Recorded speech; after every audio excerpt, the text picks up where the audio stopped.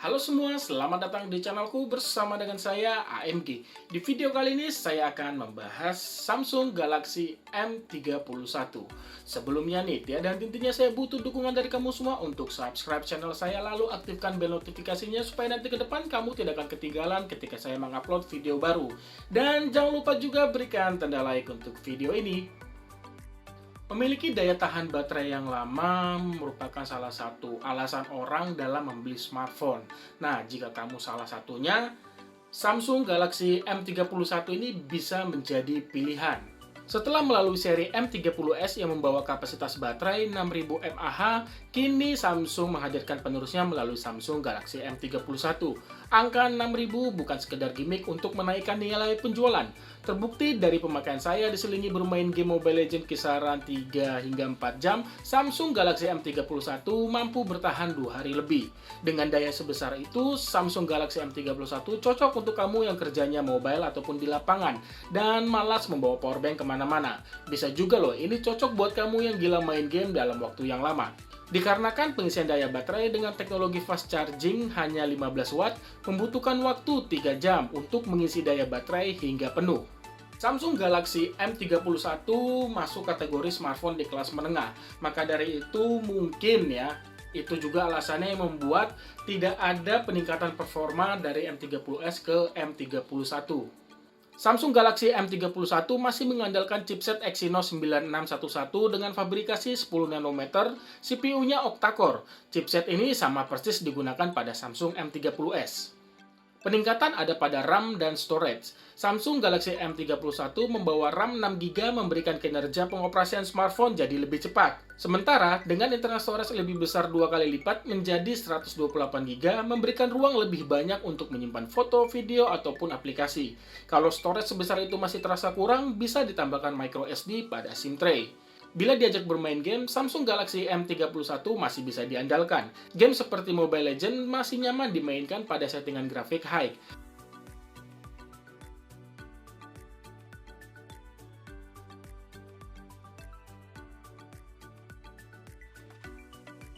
Sementara untuk game PUBG Mobile, settingan tertinggi di grafik HDR dengan frame rate ultra. Tapi saya sering main pada settingan grafik smooth, frame rate-nya ultra ataupun ekstrim.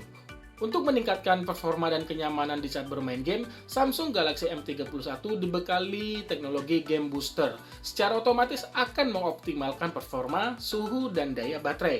Bisa juga kok memblok notifikasi yang masuk di saat bermain game. Selain itu, bisa melakukan aktivitas lainnya tanpa harus keluar dari game, seperti balas pesan WhatsApp atau menonton video di YouTube.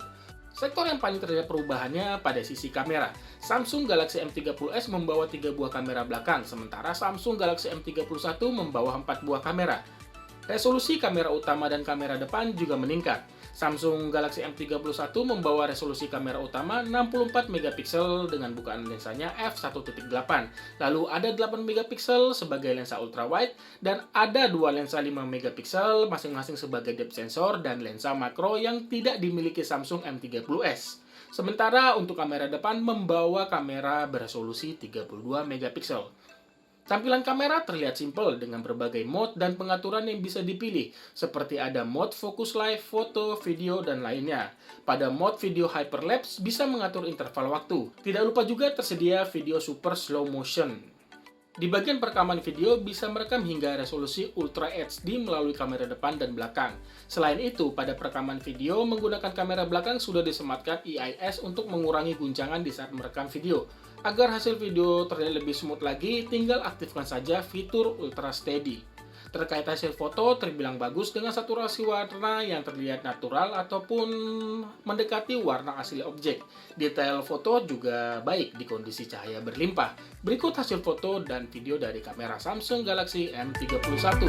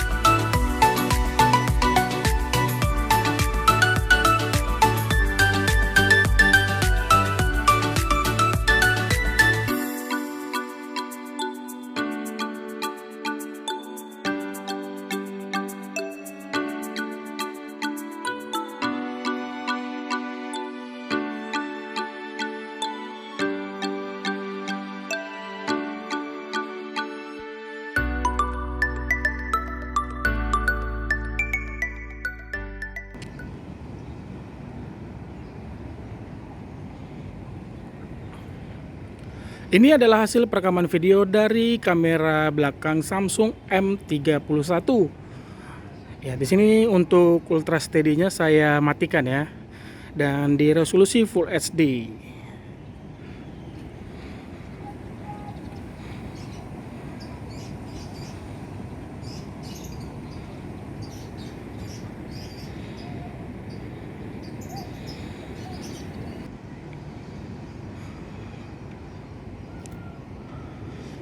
Ini masih hasil perekaman video dari kamera belakangnya juga, tapi dengan kondisi ultra steady-nya saya aktifkan.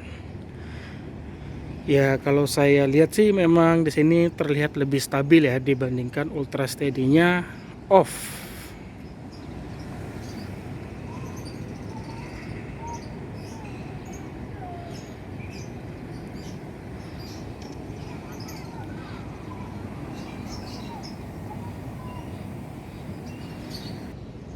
Ini adalah hasil perekaman video dari kamera depan Samsung Galaxy M31. Saya merekamnya di resolusi Full HD, dan sebenarnya untuk perekaman video dari kamera depan dan belakang bisa mentok pada resolusi 4K. Oh ya, untuk perekaman video kamera depan dan belakang, sebelum merekam kamu bisa mengatur tingkatan beauty dan memilih filter. Khusus untuk kamera belakang itu berlaku jika ultra steady-nya dinonaktifkan. Nah, untuk hasilnya sih di kondisi seperti ini menurut saya hasil perekaman video kamera depannya ini termasuk bagus ya. Ya.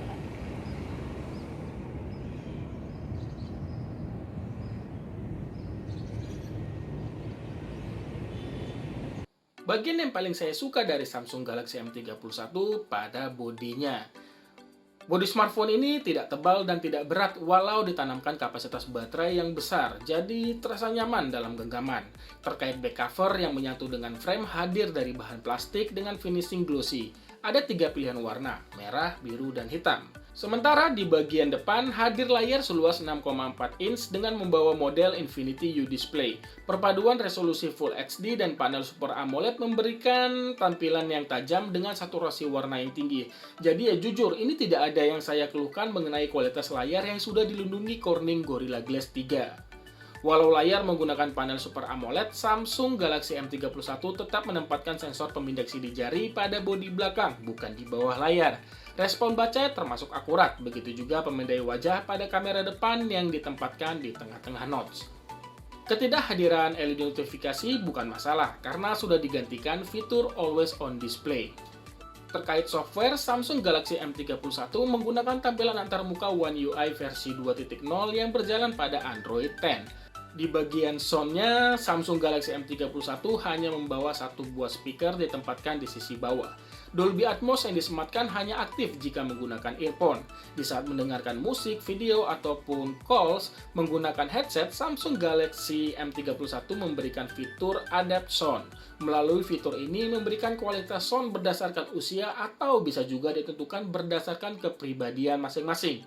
Balik lagi ke speaker, kualitas suara dari speaker ini terbilang oke saja menurut pendengaran saya.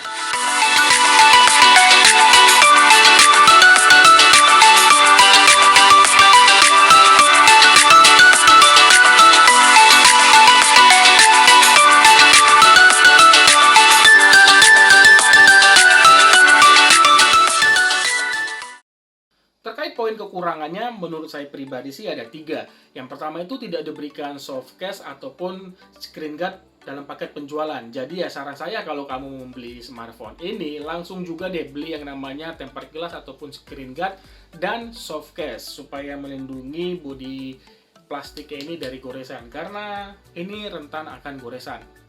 Yang kedua itu Samsung Galaxy M31 ini tidak dibekali yang namanya NFC. Yang ketiga, seperti smartphone Samsung di kelas menengah, untuk fitur Pro pada kameranya menurut saya sih tidak lengkap.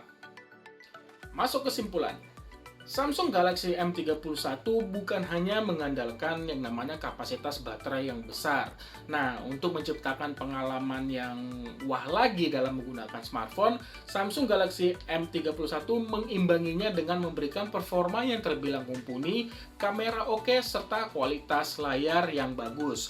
Jadi ya, memberikan kenyamanan di saat mengoperasikan smartphone ini.